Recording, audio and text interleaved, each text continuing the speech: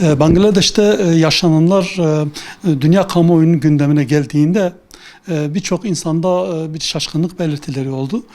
Ama aslında biz Bangladeş olaylarını iki meseleden dolayı uzun süredir takip ediyoruz. Bir, Arakanlı mazlumların, mültecilerin Bangladeş'e gitmesi ve Bangladeş hükümetinin, Şeyh Hasina hükümetinin bu konuda olumsuz tavrı dünyanın dikkatini çekti. Öte taraftan Bangladeş'te çok önemli bir hareket olan Cemaat-i İslami hareketinin yönetici kadrolarının büyük bir kısmının yargılanması ve uyduruk bir kararla, uyduruk delillerle, gerekçelerle yargılanmaları, bir kısmının idam edilmesi, bir kısmının 91 yaşındaki cemaat liderinin zindanda vefat etmesi, bunlar önemli gelişmelerdi. Bangladeş'te Şeyh Hasina diktatörlüğünün aslında net bir fotoğrafıydı diyebiliriz. Şeyh Hasina bir tür intikam, bir tür rövanşist politika takip ediyor. Yani Bangladeş olayını takip edenler bilir. Şeyh Hasina'nın babası Mujibur Rahman, ki Bangladeş'e Doğu Pakistan deniyor. Bangladeş'te Pakistan'ın ayrılması sürecinde Bangladeş'in kurucu lideri olarak kabul ediliyordu. Ancak kurduğu parti Pakistan Avami Ligi, Bangladeş Avami Ligi, Pakistan'daki Avami Ligi ile hemen hemen aynı Bhutton hareketiyle laik, solcu, hatta sosyalist olduğunu belli aralıklarla dile getirmiş bir hareket ve büyük oranda Hindistan'ın desteğine sahip, uluslararası sistem içerisinde İngilizlerle ilişkileri güçlü olan bir şahıstı. Bu da Bangladeş'in yapısıyla, inanç yapısıyla, siyasi yapısıyla belli bir süre aslında çekişti. Nitekim bir askeri darbeyle Mujibur Rahman ve çevresindeki birçok kişi idam edildi. Darbeyi yapan Ziaur Rahman'dı. Onunla ilgili bir süreç devam etti. Ve bu arada Şeyh Hasina'nın uzun bir süre sonra yine özellikle Hindistan'ın ve diğer yabancı ülkelerin desteğiyle tekrar darbe sonrası, General Ershad'ın darbesi sonrası tekrar Bangladeş'e dönmesi, siyasete sokulması ve Bangladeş'in başına getirilmesi gibi bir süreç yaşandı. Seçimle geldi, ancak Bangladeş şöyle bir özelliği var: oy kullanma oranı son derece düşüktü. Yani normal şartlar altında %40, %50 oy aldı gibi görünüyor ama katılım oranlarının %20'lerde olduğu bir ülke. Bu anlamda çok düşük bir oy oranı var ve buna rağmen çok da halka dayanmayan, yani elitist bir tabakaya, solcu, laik bir tabakaya dayanan, dediğim gibi bürokratik etkisiyle, bunun desteğiyle, askeriyenin de bir nevi yani açıkça ifade etmese de desteğini ifade eden görüntülerden dolayı sistemi tam bir diktatöryeye dönüştü.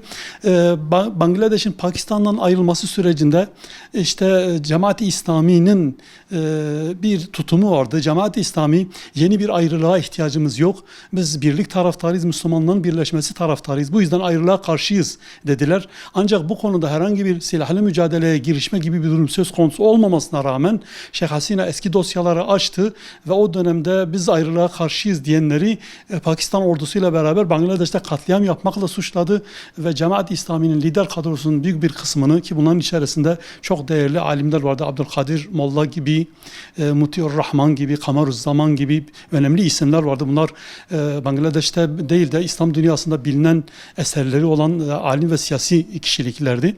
Bunlar idam edildi, bir kısmı zindana atıldı, uzun hapis cezaları verildi.